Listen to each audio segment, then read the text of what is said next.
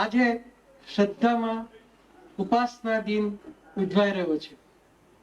માતાજીને શ્રદ્ધામાં નિવાસ કરે 11 વર્ષ પૂરા થયા અને 12મા વર્ષનો પ્રારંભ થયો.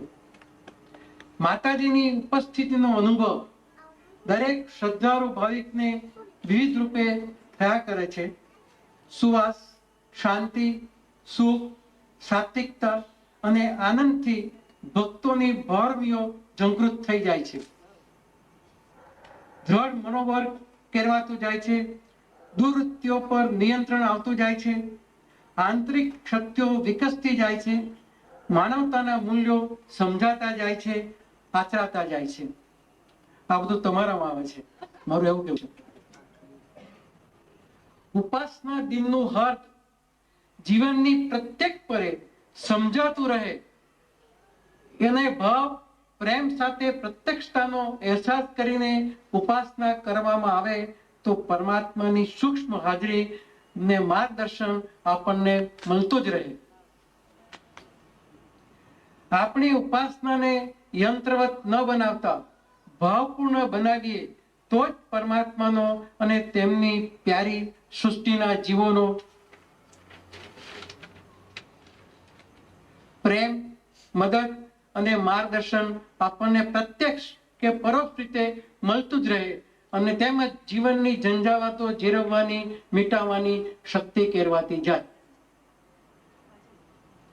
ઉપાસના કરવાની તમારી પદ્ધતિ, તમારી રુચિ, આવડત, શ્રદ્ધા અને સગવડ પ્રમાણે કરી શકાય. પરમાત્મા, મા ભગવતી મારી સાથે જ છે, હું એકલો નથી, આવો ભાવ હંમેશા મનમાં રાખવાથી પરમાત્મા હંમેશા આપણું રક્ષણ અને માર્ગદર્શન આપતા જ રહેશે. વળી જીવનમાં નિડરતા, નિર્ભયતા અને સાત્વિકતાની આભા છવાઈ જશે. મંત્ર જાપ, નામ સ્મરણ, ભજન, કીર્તન, પ્રાર્થના, ધ્યાન વગેરે વિવિધ પદ્ધતિથી ઉપાસના કરો. શક્ય ભાવથી ભગવાન સાથે માનસિક અનુસંધાન થઈ જાય તો અંતરાત્મા સાથે આનંદથી નાચી ઉઠે છે અને પુલકિત થઈ ઉઠે છે. બુદ્ધ ભારે છે જરા બધું પણ એ છૂટકો નથી આપ્યા વગર.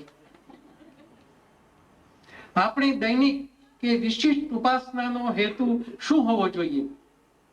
આપણી મંજિલ શું છે? આપણું લક્ષ્ય શું છે? તેનો ખ્યાલ દરેક ઉપાસકને હોવો જ જોઈએ. તો જ આપણે નિર્ધારિત લક્ષ્યની આંબાનો પુરુષાર્થ આપણે કરી શકીએ, સંતનું માર્ગદર્શન મેળવી શકીએ, સમય મર્યાદા બાંધી શકીએ. આ નિશ્ચય કરવો પડે. શું કરવું છે આપણે? આપણી ઉપાસનાનો હેતુ શું ભૌતિક સુખ, સંપત્તિ, સંતતિ અને સગવડોની આકાંક્ષા પૂરતો જ મર્યાદિત હોવો જોઈએ? ના. જીવનની ફિલોસોફી સમજનાર ઉપાસક ભૌતિક સુખ સગવડોને ગૌણ ગણે છે. તે તો પ્રારબ્ધ પુરુષાર્થ અને ઈશ કૃપાથી મળતી જ રહે છે. આ તો બધું ઈશ કૃપાથી પ્રારબ્ધ પુરુષાર્થ હોય તો તને ભૌતિક સુખ તો બધું જ મળતું રહે છે. પરંતુ આ ભૌતિક સુખ આ જીવન પૂરતો જ મર્યાદિત બની રહે છે. ભૌતિક સુખ, સંપત્તિ જીવન જીવવા માટે, માણવા માટે જરૂરી તો છે, પરંતુ આ ભૌતિક સંપત્તિ માટે પરમાત્મા સાથે સોદાબાજી ન કરી શકાય. દાખલા તરીકે હું અમુક વ્રત કરીશ, મને અમુક ફળ મળે વગેરે વગેરે પરમાત્મા સાથે ક્યારેય શેઠ નોકરનો સંબંધ રાખવો નહીં. પરમાત્મા સાથે તો આત્મીયતાનો, માતા, પિતા, બંધુ, સખા અને બાળકનો સંબંધ જ પ્રસ્થાપિત કરવો. આપણી ઉપાસનાનો મુખ્ય હેતુ આત્મ સાક્ષાત્કાર અને પરમાત્માનો સાક્ષાત્કાર કરવાનો હોવો જોઈએ. પરમાત્માનું અને તેના પ્યારા સંતોનું સતત સાનિધ્ય, સત્સંગ મળતા રહે અને ઉપાસના દ્વારા કેવી રીતે આત્મ સાક્ષાત્કાર કરી શકાય? પહેલા તો આપણે આપણા શરીરરૂપી મંદિરમાં બિરાજિત ચૈતન્ય સ્વરૂપ શિવ તત્વમાં જીવ તત્વને જોડવાનો પુરુષાર્થ કરવો પડે. આ મહત્વનું છે. આપણે આપણા શરીર રૂપી મંદિરમાં બિરાજિત ચૈતન્ય સ્વરૂપ શિવ તત્વમાં જીવ તત્વને જોડવાનો પુરુષાર્થ કરવો પડે. નંદીભાઈ, આપણે આ કરવું પડે. સતીશભાઈ, આ કરવું પડે. આ પુરુષાર્થ આ કરવા માટે આપણું જીવન આધ્યાત્મિકતાથી સભર કરી દેવું પડે. આધ્યાત્મિક જીવન એટલે નૈતિક મૂલ્યોનો જીવનમાં અપનાવવા, પરમાત્મા રચિત સૃષ્ટિની પ્રત્યેક કૃતિમાં, પ્રત્યેક સર્જનમાં પરમ ચૈતન્ય આત્માના દર્શન કરવા, તેને પ્રેમ કરવો, આત્મીયતા કેળવવી. આમ કરવાથી અંતરમાં આનંદની ઉર્મિઓ ઉછળવા લાગશે, અંતરમાંથી પ્રેમનો પ્રવાહ વહેવા માંડશે, અંતરાત્માનો અવાજ સંભળાવવા લાગશે. પરમની અનુભૂતિ દ્વારા સુવાસ, શાંતિ, આનંદના રૂપમાં થવા લાગશે. ઉપાસના દરમિયાન ભાવ પ્રચુર દશામાં ઉપાસકને ઈષ્ટના વિવિધ રૂપે દર્શન થશે, રોમાંચનો અનુભવ થાય, દિવ્ય પ્રકાશ પણ દેખાય અને હું તુમાં પરિવર્તિત થઈ જાય. આ મહત્વનું છે. હું તુમાં પરિવર્તિત થઈ જાય. અજ્ઞાન, વહેમ, અંધશ્રદ્ધા ના વાદળ ઓસરી જાય અને દૈવિક જ્ઞાન, સાત્વિક જ્ઞાન સ્વયં સ્ફુરવા લાગે.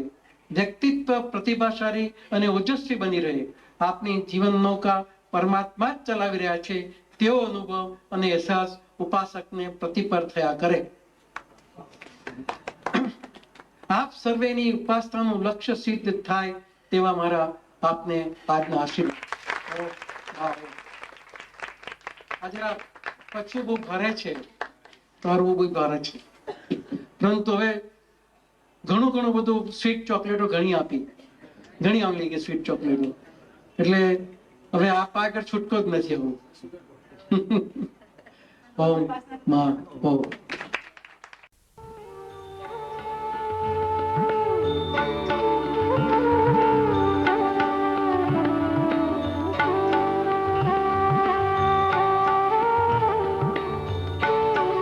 ઉપાસનામાં ભૌતિક સુખ માટે પરમાત્મા સાથે સોદાબાજી કરી શકાય નહીં.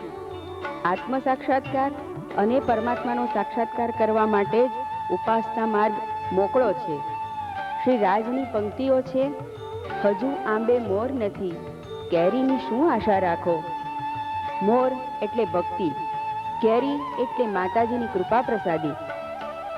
રાજ પાટોત્સવનું વિશ્લેષણ કરતા કહે છે કે માનવીમાં સાત્વિકતાનો પ્રવેશ નામસ્મરણ, પ્રાર્થના અને કીર્તન આ બધાનો સુમેળભર્યો પરિપાક માનવીને પ્રભુ સાથે અનુસંધાન કરાવે છે. વિશિષ્ટ ઉપાસનાનો ભાવ સાત્વિક હોવો જોઈએ. ભૌતિક ઉપલબ્ધિઓ માટે ઉપાસના નથી,